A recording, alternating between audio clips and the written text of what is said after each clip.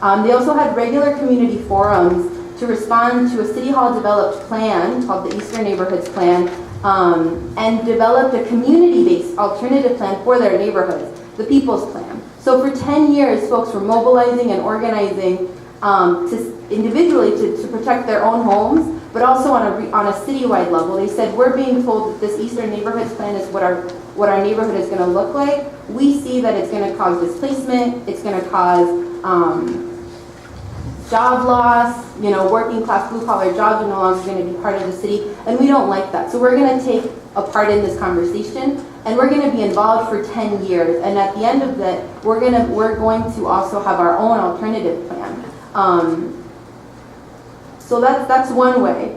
That's one example of folks being engaged and committed, and that changed process, right? Folks are able to be more involved now, and it had some impacts and outcome as well. When folks aren't involved, what we see is the type of displacement we've been seeing in planning processes, for the decades we've been here. We see urban renewal in San Francisco in the 60s that bulldozed blocks and blocks of the Western Addition and stole and destroyed Black San Franciscans' homes and businesses, and displaced them from the city for generations sometimes. This was a planning decision about the kind of neighborhood San Francisco was going to be that did not have input from the community that was already there. And the impact that had is that now the Black population in San Francisco is at 6%. And this population decrease is something that we're also seeing in the Mission. According to 2010 census data, the Latino population of the Mission fell 22%. So that's what happens, right? When planning decisions get made, when decisions about what type of housing goes where, what type of jobs are going to be prioritized. Because I think something that's really important to talk about planning and planning processes is that it's about priorities. How are we prioritizing, and what kind of development are we prioritizing in our neighborhoods? And that has an impact on who gets to live there. That has an impact on whether San Francisco's Black population is only 6%, or if there's a 22% drop in the Mission's Latino population. So after decades, of trickle down regional planning, we need to start changing that planning process, right? Yes. And that means that we need a planning process that comes from the ground out, or minimally. If that's too much for folks, we hope it's not. But minimally, that ensures that a process is able to have some level of dynamic engagement by the folks that live in the areas that are going to be impacted by these decisions. And then that way, you can impact outcome. You can impact what the priorities are, what kind of development is going to look like, whose housing is going to be saved, and whose housing is going to be prioritized, as well as change the way in which we make that planning process happen, as well as change the process, engage folks, right? Because we don't just want a change, we also need to be a part of it. Our opinions and our needs and our leadership needs to be a part of those conversations as well. And so that's kind of the intervention that grassroots organizing is able to provide. It's able to centralize and really focus on the needs of working class communities of color by changing process and outcome. Thank you, Maria.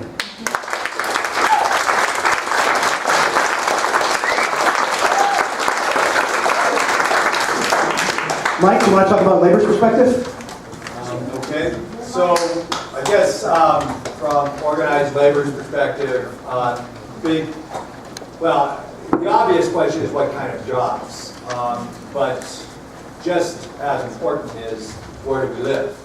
And when we talk about what kind of jobs are being created, certainly the jobs that go into the development itself, the building, are unfortunately increasingly not as many union jobs as people would make it out to be. Increasingly, I was talking to a couple building trades folks over the last couple of days, and more of the development is increasingly non-union. You're seeing that as well big time, like in Manhattan. Nobody would have thought 30 years ago that most of the development in Manhattan is non-union, right? I mean, it's just unheard of. But while oftentimes building trades do get their project labor agreements and those jobs are union, it's the jobs that come afterwards, the jobs that our members hold in the hotels or in food service and or maintenance, janitorial, retail. Those are all lower wage jobs. And it's funny because people think, well, naturally they're lower wage jobs, but why should they be lower wage jobs? I mean, back in the 20s, people thought about workers on the docks. Well, of course, they were lower wage jobs. There weren't lower wage jobs in the 30s and the 40s and the 50s and 60s because the labor movement took hold. There was a strike. There were a series of strikes. And economic justice was much more of a priority in this and other cities. Unfortunately, I think that we've become very much alienated and marginalized from each other. I think that the big problem in many ways is how do we attain the unity that's required for us to do what we need to do. Not everybody necessarily agrees that a stronger labor movement is a cornerstone of a more progressive environment in which we live. And the reason is, I think, first we need to look at ourselves, that is the labor movement. Why is that? What have we done that has alienated so many otherwise progressive folks? You know, because we just keep on getting further and further apart. The thing that most concerns me, you know, right down to where Local 2 lives, is we have approximately 50 to 60% of our members living right here in San Francisco.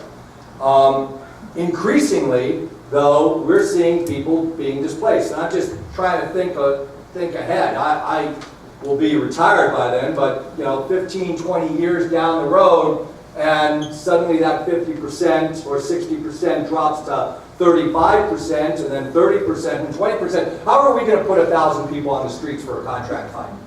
How are we going to put, you know, 500 people in support of another campaign, whatever it happens to be, when people have to get home, you know, to take care of their families, and they've got to fly, or they've got to drive, or take public transit, or all the way to Vallejo. They're not going to get home as it is after work until, you know, 6, 7 o'clock. You add it on another demonstration, it's going to be even longer. And so suddenly, the demographics of the city shapes very much what the politics of protest look like.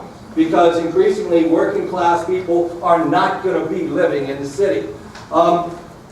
We are, unfortunately, you know, quite divided on this. Not just within the labor movement, but we are divided, you know, as the greater progressive movement. The advent of jobs to justice has been just, I think, probably one of the best things that has happened to the labor movement in decades, because what it does is it really brings community organizations and unions together to work. However, there's been a backlash, and the backlash is called the Alliance for Jobs and Sustainable Growth, which I find, you know, to be an incredibly, none of you are part of that, I guess. The Alliance for Jobs and Sustainable Growth is one of the most sinister reactions that I've seen in, you know, the 30 years that I've been in the labor movement. It's nothing more really than a front for the Chamber of Commerce. And we have, unfortunately, a number of unions have joined and participated in that. And it would be easy for us to marginalize and demonize them, but why did that happen? Because they have felt excluded. Those unions that have joined, you know, I'll give an example, the Longshoremen's Union, Local 6, the Warehousemen's Union. I was shocked to hear they have less than 10 members left employed in this city. That's pretty, the longshoremen, the warehouse division of the Longshoremen's Union, right? I mean, one of the cornerstones of, you know, the movement that, you know, brought about so much social and economic change in this city. The problem is that, I mean, they're one of the more progressive unions. You think about progressive unions, cutting edge. They're in the Alliance for Jobs and Sustainable Growth. Progressive leadership. Why? Because they don't see any other alternatives in terms of people creating jobs and working together to build jobs. And I'm very much concerned about that. And I think what we really, unfortunately, need to focus on is how do we learn how to disagree with each other. You know, that's the hardest thing within the movement. Is how do we, you know, recognize that from time to time we're going to be on different sides of, you know, an issue, and then, you know, down the road still be able to work together. We do not have the luxury of time to let 20, look, I'm Irish and a trade unionist, which means that I never forget anything. And that's unfortunately how the labor movement is. We never forget an injustice, whether it was done by the boss or done by a sister or brother in the movement. And we don't have the luxury of waiting for time, you know, 20 years or 15 years to forget those things. And I'm concerned that we haven't learned as a movement, and again, when I'm talking about the labor movement, I'm not just talking about the labor movement, because the labor movement doesn't have anywhere near the power to make the social and economic change that we all have a vision to achieve without the community working hand in glove with us and us with them. And so those are the concerns that I have. You know, it's just like we need to think about how do we pull in the building trades, and when we're not together with the trades, how do we learn, you know, to move beyond that and work together? You know, the problem that we also have is I agree with CPMC being, you know, a great model to look for, but we need to get way out in front of these projects. You know, the building trades already have a project labor agreement, I believe, or are close to getting one with the new Giants development. Right now, I'm particularly focused on the Giants because our members are without a contract and have been 3 years during which the Giants won 2 World Series. Their profits are up incredibly. The value of the team's up 40%, and our members have had wage freezes for 3 years. And this is the corporation that is talking about developing a whole new neighborhood just south of the ballpark. Well, what are going to be the community benefits? What are going to be the housing, you know, requirements for affordable housing and that? Those are issues that we're most concerned about, and how do we work together and get out in front of this and actually make the next CPMC being a project like that. So that's all I got to say. Thank you very much.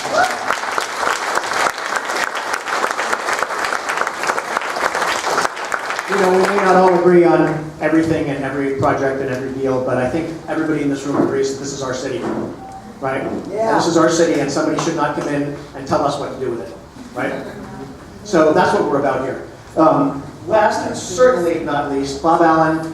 Urban Habitat has been working from day one on Glen Bay area, has worked really hard to put together the alternative, the justice and equity alternative that we all agree is better than what ABAG wants to do. Still doesn't solve all the problems, but it's certainly better. And I want to turn it over to him for the last of our panelists. Okay, thanks, Tim. I want to thank Chuchu and the folks who organized the event, and The Guardian for the coverage of what is certainly sometimes very obscure issue. I'm curious, before you read the article or heard about the event, how many people had ever heard of MPC or ABAG before? You can't ask these questions in San Francisco. You know all the acronyms, you know it's a waste. You gotta throw it all away. All right. Marcy Ryan, my colleague who does a lot of communications work with us, always talks about this being the biggest thing that no one knows about. And I think, you know, Gen made the case very persuasively, and so did the other panelists, why we should care and we should know about it.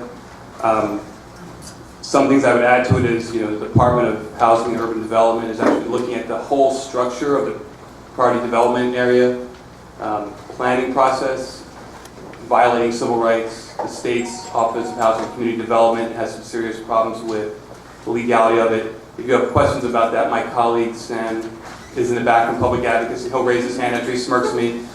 And he's an expert on the civil rights side of this, so if you have questions about that. But there's a lot of attention being paid to the legality of this. But I want to go back to what Maria talked about a minute ago, and I want to talk about something that we often don't talk about in public with each other. And I think a few years ago, I remember getting that priority development area map that folks put up on the wall there, and looking at that intersecting with that terrible term MPC uses called communities of concern. They have no sense of irony when they come up with these phrases. It's amazing. And when they did, I remember going to Malcolm Young, I was Malcolm's here, and then later again, and Cindy and folks, and saying, look at this. You know, we all knew as soon as that map came out, and Malcolm was saying to me, geez, you know, how did they come up with this? And back to Maria's point, I think, is one of the reasons they came up with it is that we need to say that in the funding for this work, not enough goes to the organizing work. And, you know, organizing, that's important. It's important that we call the funders who, to be quite honest, fund groups like mine and other groups, you know, that do this work, but don't sufficiently fund the grassroots organizing groups. And I think that's an important part of this whole conversation. And to Mike's point about a movement, that work has to be funded and has to be supported, and all of us, both on the inside and outside, have to do a better job, because that's one of the ways that these things won't creep, quote unquote, creep up on us or come out of the blue, is if the group's doing the most important work on the ground, and I know Sam and our allies agree with this. Sorry, someone? Hold back? That's all right, no, that's okay. If So I you think can silence your cell phones, that would be really good. You've only had one incident tonight, that's pretty good. But go ahead. So just to start with that, that's one of the reasons that folks are not, it's not about paying attention, it's about being funded so that the grassroots organizing work drives what happens at the regional level. So that has to change in order for this to work. And I think we've had some success with our kind of formation of the 6 wings for social equity, but that is very limited still when you look at the big picture geographically, and, you know, in getting San Francisco to have a robust presence. We've had some great participation from Just Cause, Choo-Choo, a number of the groups, CCDC, folks in the room. But to get a real movement together, that work has to be funded and has to be connected up to the regional piece. So I think we need to start with that, that framework, and I think we can go from there. You know, it's a push to get unaccountable, undemocratic, unrepresented institutions like MTC and ABAG. It's a push to get people to pay attention to those. I'll let the work with the planning department comment on that. I'll punt that one. But it's a real push. And there are better models. In Portland, the metro region model they have, not perfect. But they do exercise some influence over what's called local control. And that phrase, local control, it's a really interesting one. There's a scholar at Berkeley, John Powell, I don't know if people have read him, talks about local control being the next iteration in civil rights.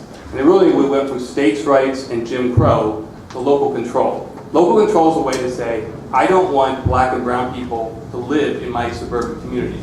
It's a way to say, I want them to come and take all the low-wage jobs, but I don't want them to come and live in my community. And public advocates, we were fortunate to be a plaintiff on a suit that they worked on to open up the city of Pleasanton to zone and eventually build affordable housing. And a big connection to that was around the climate issue, but really it's about, you know, the modern face of segregation. The reason I bring that up is there's a direct relationship, and I think Yen framed it really accurately. You know, we could, and I was at question time yesterday, and we can make our own comments about the mayor's characterization of the strength of our anti-displacement policies in the city. But the truth is, for the 25% of Oakland's resident, I think, black population that was displaced between 2000 and 2010, that's 33,000 African-American folks driven out of Oakland in that decade.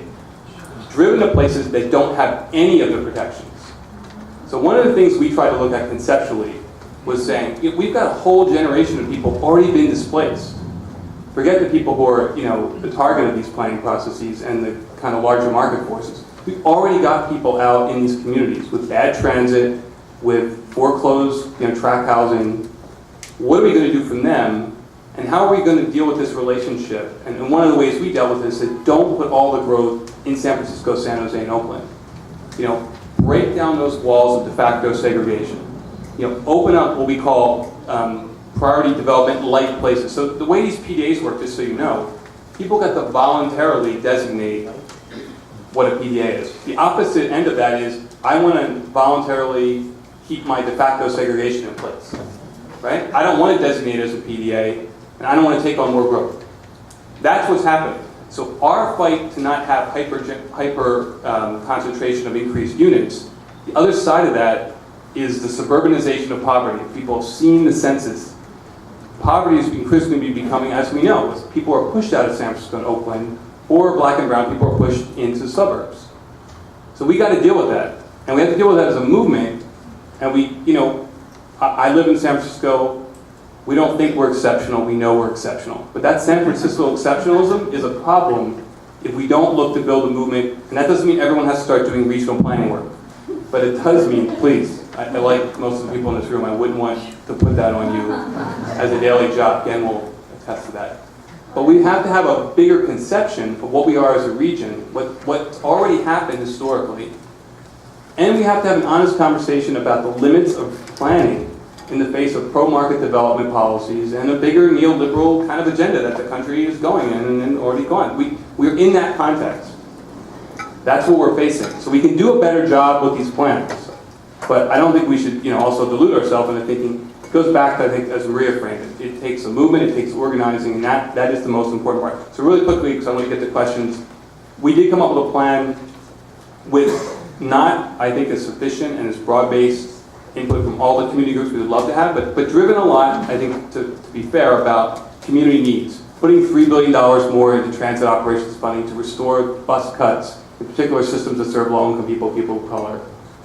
Conditioning funding, because we can't get at local control. Conditioning block grant funding the MDC has to say you've got to start adopting displacement and anti-gentrification policies. We don't have them, and we haven't been as successful at that. I'll talk about the staff report that just came out.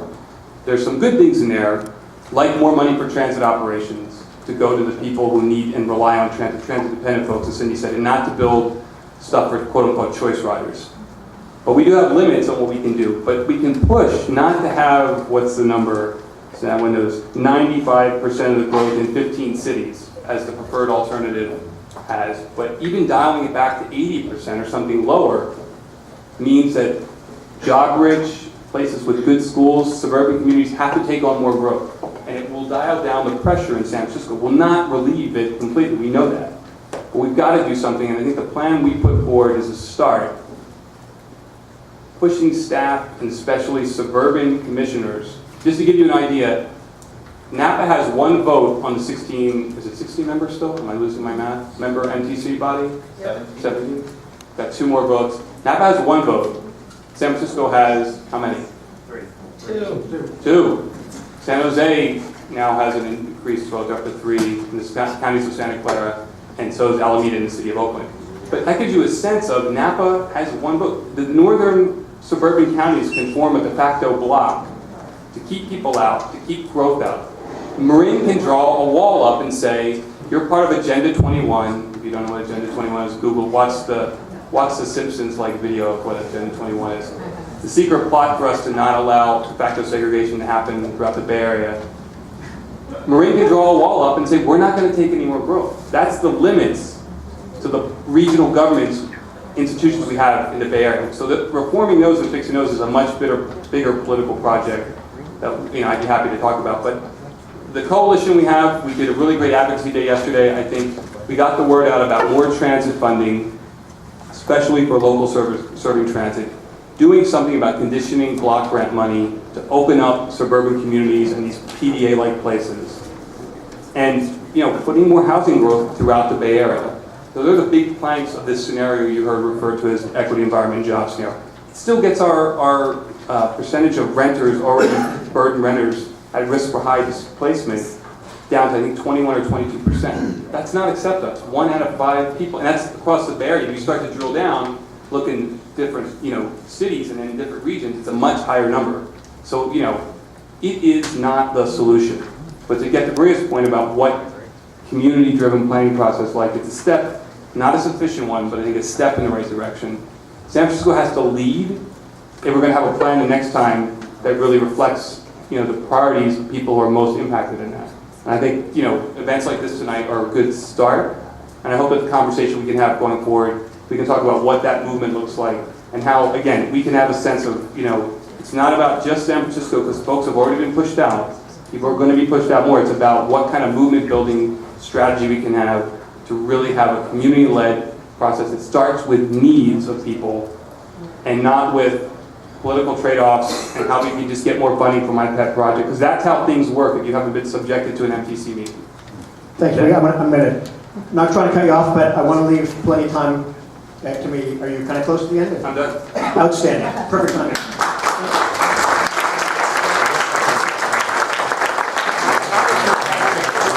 I do want to take one quick second and recognize Supervisor Eric Marr, who's in the back, who is the person who asked the question about displacement that led the mayor to say that we have the best anti-displacement tools in the country, which any renter in San Francisco would shake their head and say, as I think one of the panelists said, well, then we're in very serious trouble. But that's the best we can do. This is a two-way conversation, a multi-way conversation. This is not all about us. We want ideas, thoughts, questions from the audience. What I'm going to try to do to get more people in is I'm going to try to ask you to just stand up and talk loud so we don't have to all line up in a mic. If that doesn't work, we have a roving mic we can use. That just takes a little more time. Yeah, okay, yes, I know. You can go first. Yes. Okay. Thank you. Mr. Redmond, panelists, thank you. Wonderful. Judy Berkowitz, Coalition for San Francisco Neighborhoods. I just want to point out several things. It was suggested, but not really made crystal clear, that ABAG's numbers are only suggestions. They're not demanding these numbers from anybody. In fact, some of the suburban peninsula municipalities just ignore all of ABAG's suggestions, with no repercussions.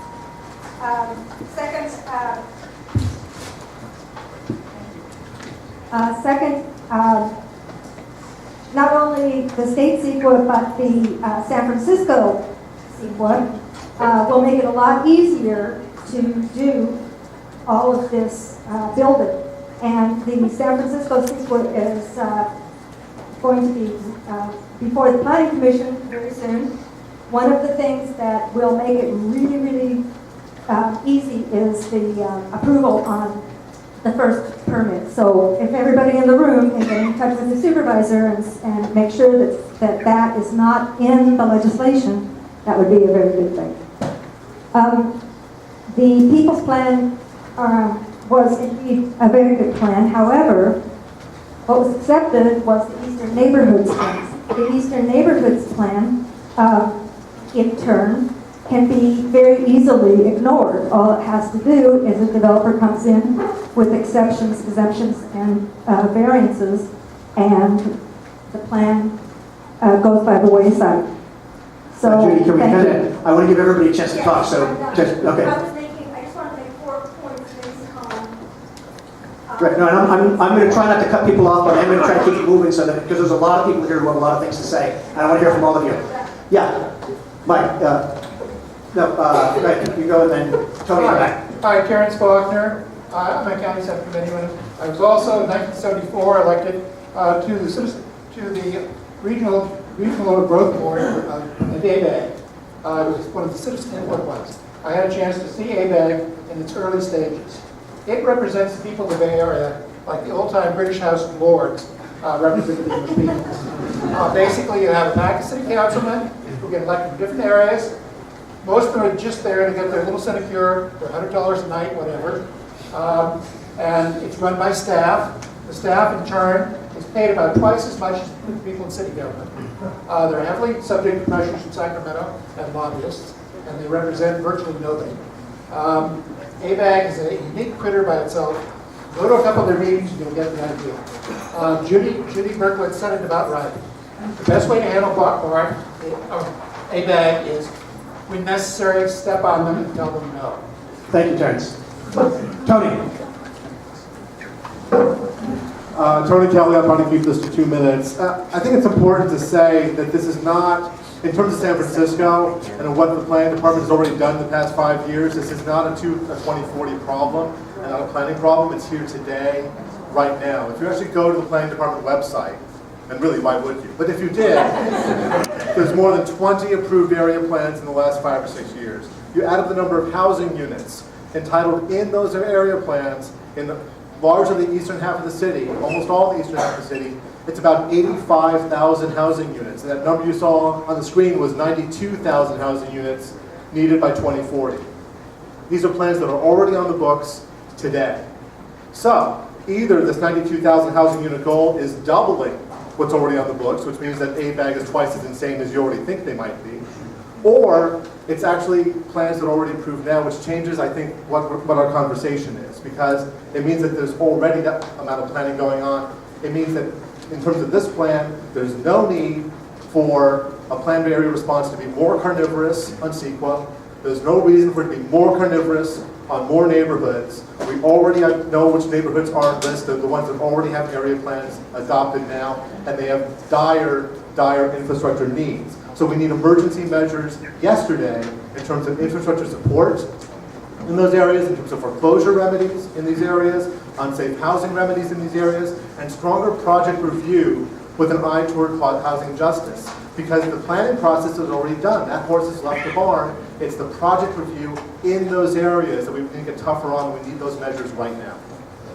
Thanks, Tony. I just, to amplify what he said, as I said earlier in my introductory remarks, a lot of these fights are not going to happen in ABAG. A lot of this is going to happen right here in San Francisco over questions like, okay, we've approved all of this, but where's the affordable housing? And there is no money anywhere for the infrastructure that's needed for all of these new residents. Yeah.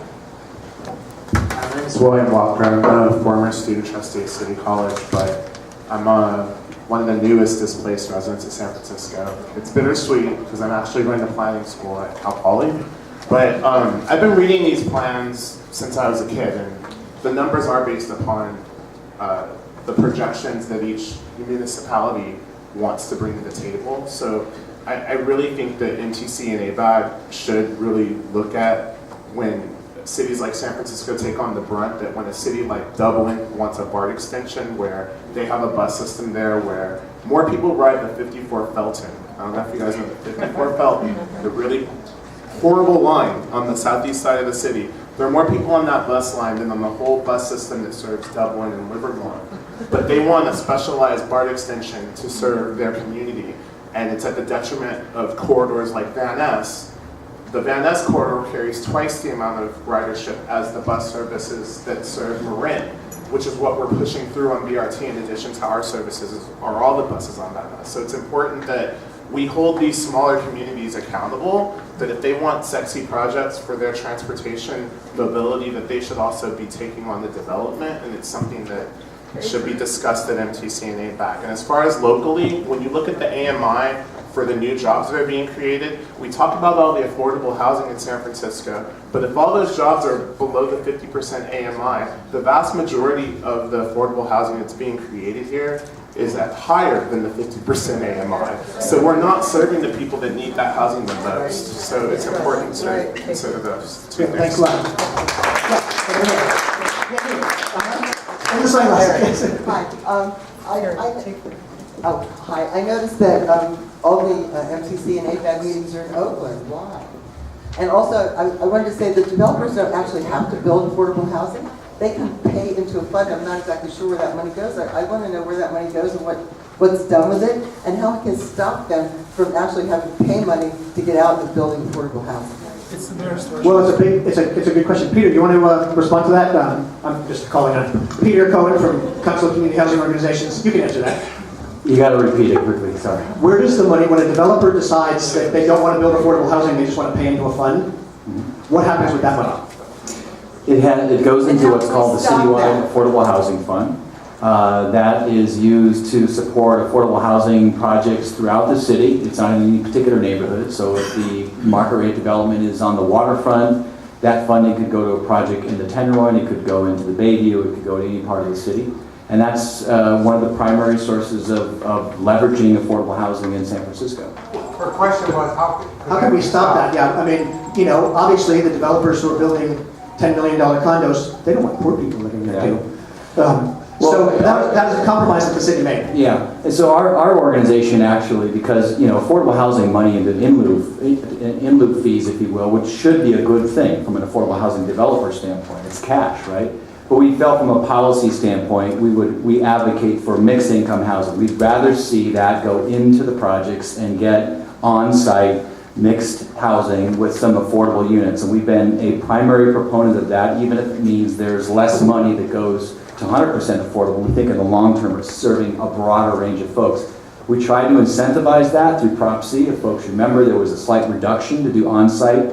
Unfortunately, what we're finding is developers still find it profitable to simply write the city a check because the lost opportunity cost on those 10 or 15 units is still much greater to do them on-site than to write the city a $5 million check and do 100% market rate. So how to get them to do it on-site is still a question. Just one Yes, Bob, you wanted to, please, panelists, jump in, all right? I mean, I want this to be a free-flowing conversation. Jump in if you have something to say. Just respond to the question about why the meetings are at night. It's because more people don't show up, or during the day. It's because more people don't show up and say you need to have it at night. That's why they were in Oakland. No, I said, why are they in Oakland? And Oakland. They're all in Because, Oakland. yeah.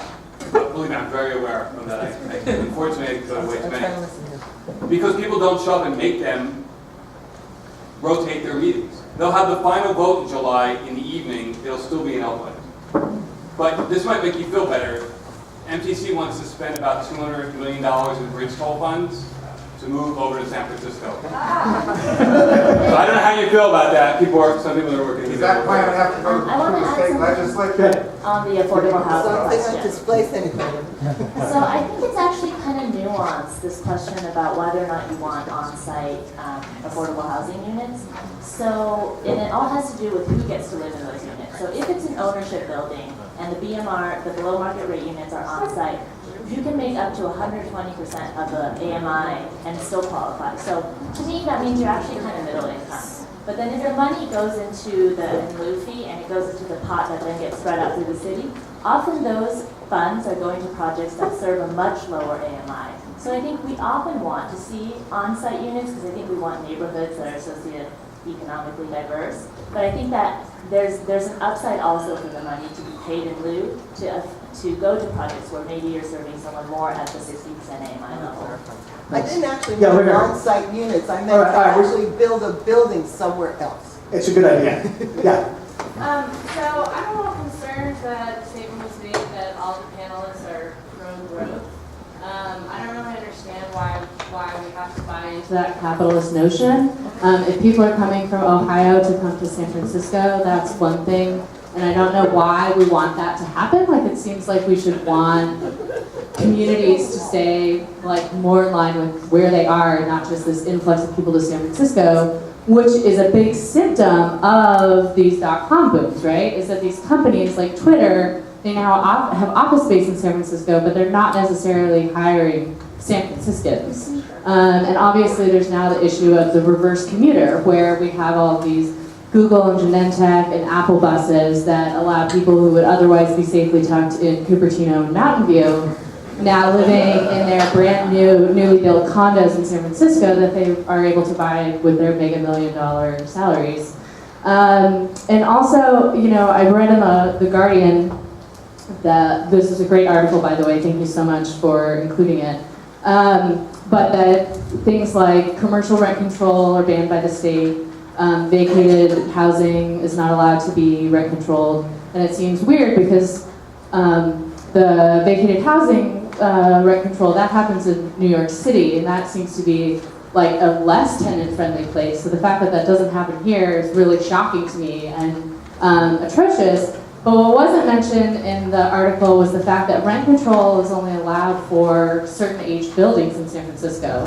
And so literally all of the new development, even if it were going to be like rentable, because let's face it, I mean, even if you're low income, even if there's affordable, viable housing, low-income people aren't buying it, you know? We're renters, and we're gonna be renters, and there shouldn't be this plan that, oh, we're all gonna buy someday, because that's not realistic. And so, you know, what can we do about this law in San Francisco that we can only rent control, you know, the buildings that are old that probably need higher rents anyway, and make all the development condos instead of rents? So let me respond to two things. I think that the first off, the restriction on rent control is state law, and that's one of the reasons why Tim has emphasized, I think quite correctly, that we need to press the state to give us the ability to protect our affordable housing. And that needs to be high on our list. They are demanding that we do this growth, and so if that's the case, we need protections. With respect to the question about growth, I wasn't saying that we have to have growth, I'm just saying we're not anti-growth. Sometimes and this has been raised also with respect to density.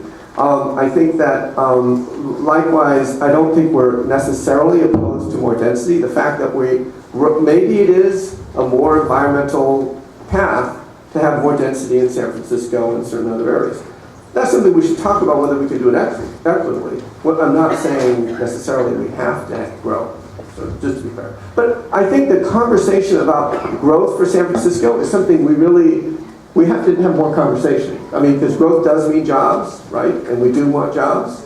What kind of jobs? How do we get there? But we don't want to, I think we're posed, the kind of dichotomy that was presented in the mayor's response yesterday is problematic, right? Saying, look, you're criticizing displacement, but I'm creating jobs, right? And we need to address the jobs question and housing, right? They should be opposed against each other. That's the future panel discussion that we're going to have. And I'd like to respond to that as well. So I think, yes, saying that we're all pro-growth is, I think, a very complicated statement. I would say that as someone that works with working class communities, I'm pro-community-based development, right? I think there's these myths that go around that our communities either don't want development, we want our communities and our neighborhoods to stay exactly the way that they are, or that we'll take whatever development comes our way. If you tell us you're going to put a bus line through our community, then we'll take it. If you tell us you're going to do this other thing, then we'll take it, right? And I think that's both of those myths are wrong. We want better neighborhoods.